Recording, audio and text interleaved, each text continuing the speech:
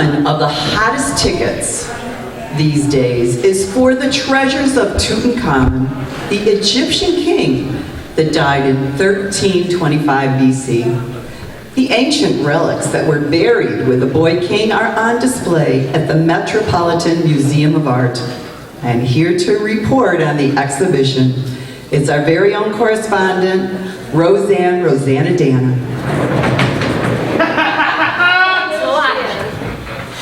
Thanks a lot, Jane. Mr. Richard Fetter from Fort Lee, New Jersey writes in and says, "Dear Roseannadanna, I keep reading about King Tut. Who is this Tut? What's so special about this Tut? Did you see Tut? Should I see Tut?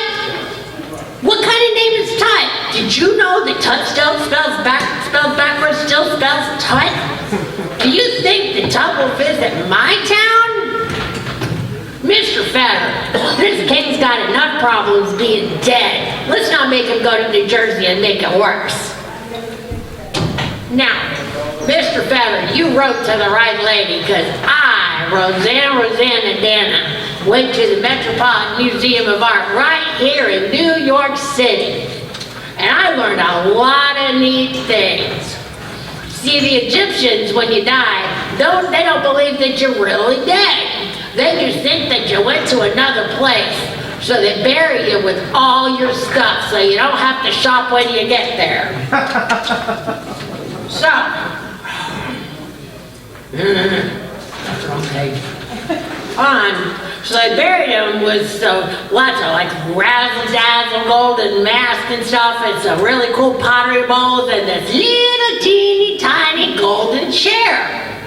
But I got to thinking, if this little teeny tiny chair is here in the Metropolitan Museum of Art, this king has been walking around for 3,000 years with no place to sit down.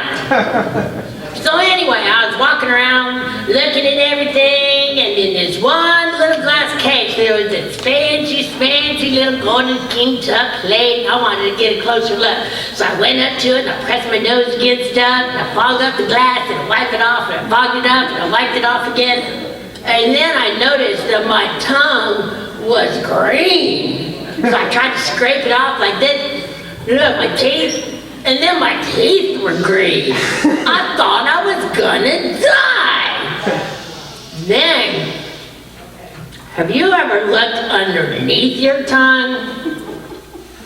It's about maybe thick. It's all green, or white, and pink, and blue, and bumpy. And there's a little piece of skin that you think is gonna rip if you open your mouth too wide. Will you please shut up?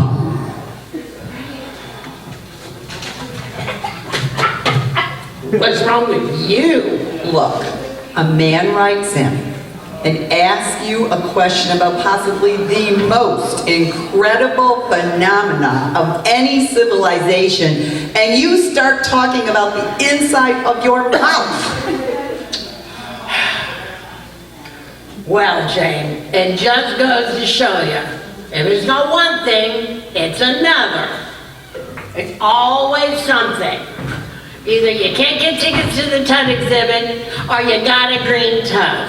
It's just like the little fable that I used to hear every night before I went to sleep, told to me by my optimistic aunt, Pollyanna Roseannadanna.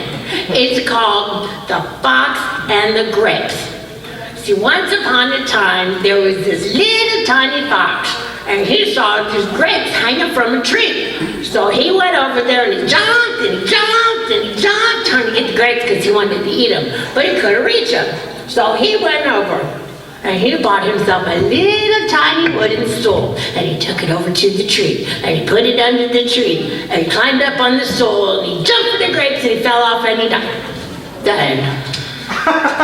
That's a happy bedtime story? Oh, Jane, it's a great story. It's a classic. You see, guys, what Jane doesn't know is this little fox was an Egyptian fox. So when he died, they buried him with the grapes and the stool. So he didn't have to walk, and they didn't put his stool in no Metropolitan Museum of Modern Art, so he's had somewhere to sit down when he died. So thank you, my little Roseannadannas. That's the end. I missed something. Okay, Well, so where does this, and then- goes off this way? Somebody's supposed to come out. Yeah, and then Donna, We need the if somebody can come out by the golf